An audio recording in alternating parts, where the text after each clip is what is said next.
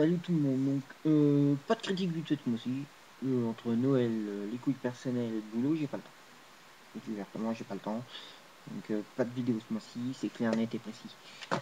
Donc c'est un spécial achat pourri, la vidéo. Voilà, je vais mettre ça. Le premier sur PlayStation, Astérix la bataille des Gaules. Bon, c'est du PS1. Graphiquement, les jeux PS1, il y avait des bons, il y a du bon et du mauvais. Celui-là, il est dans le bon graphiquement. Maniabilité, c'est pourri. Et en longévité, c'est barbant parce qu'il faut toujours faire la même chose. Voilà, on n'a pas d'idée, c'est assez chiant. On va pas le mettre là, par contre, je vais faire tomber. Celui-là, Legend of Foresia, la contre interdite. Graphiquement, c'est moche. Jouabilité, c'est moche. Narration, c'est chiant. Traduction, c'est de la merde. Enfin bref, c'est un jeu bilan.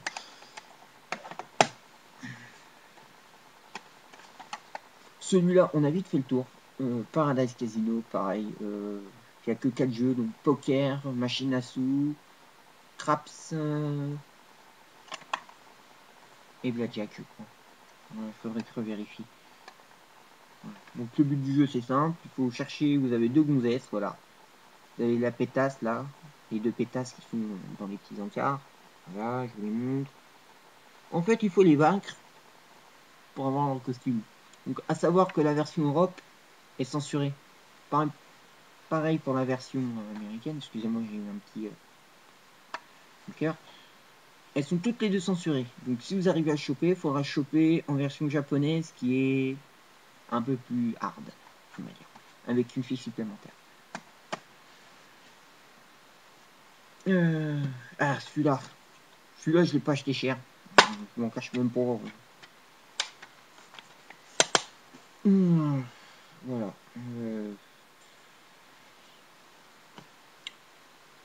Je sais pas comment le décrire, quoi. Quand j'ai déjà vu quand j'ai vu comment se déplaçait le personnage, on dirait qu'il a un manche à balai dans le cul. Et quand il se déplace de gauche à droite, j'ai fait mon Dieu, qu'est-ce que c'est que ça?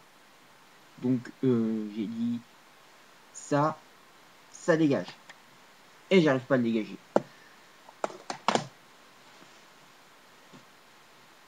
On va faire lequel en premier. Alors celui-là, beaucoup m'ont aimé, d'autres n'ont pas aimé, d'autres ont moyennement aimé, d'autres n'ont pas acheté du tout. Moi j'ai pas aimé, j'aurais jamais dû l'acheter. Voilà. Donc certains ont adoré, moi non. Donc, je le dis ouvertement. Et voilà quoi, c'est The Getaway quoi.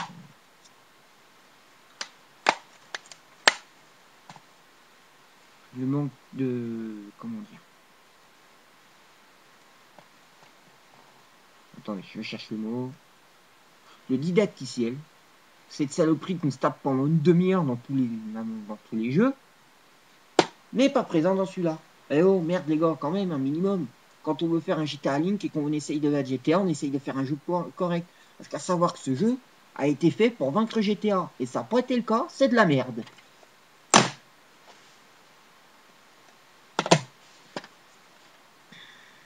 Une belle saloperie celui-là. Derrière, c'est marqué, attendez, je vous lis un passage. Les démons de la vie sont aussi les vôtres. Voilà. Tu te dis génial, tu dois être un genre de mec qui est schizophrène, lâché, tu commences déjà dans une prison, tout le monde se fout sur la gueule, tu te dis ouais, cool. Et plus d'avance dans le jeu, plus tu te rends compte que c'est de la merde. Donc, je vous le déconseille. Voilà, je vous montre le titre en gros, pour que vous voyez bien la jaquette, vous voyez bien l'éditeur aussi, c'est Midway. C'est de la merde, de la grosse merde en barre. Bah celui-là, je vous l'ai déjà montré parce que je l'ai acheté cet été. Verly 3, le plus mauvais. Hein. J'ai pas besoin de le décrire. La conduite est à chier par rapport à certains jeux qu'on a fait à la même époque sur la PS2, notamment les Colin McRae ou encore les WRC qui étaient faits avec Sébastien Loeb. Pour le 2, à partir du 2, je crois. Il a apporté son petit aide. Après, c'est Milestone qui a pris ça sur la PS3. Il n'y a pas la notice, mais je m'en fous. Je l'avais acheté avec la boîte pétée, je m'en foutais, j'ai changé la boîte. Moi, j'ai toujours des boîtes d'avance. Vous savez comment je fais, hein, je vous l'ai déjà montré. Voilà. On va passer aux quelques PS3 pourris. j'en ai viré pas mal. Hein. Waouh. C'est les 3 plus pourris qui me restent que j'ai pas réussi à avoir. Je le dis ouvertement.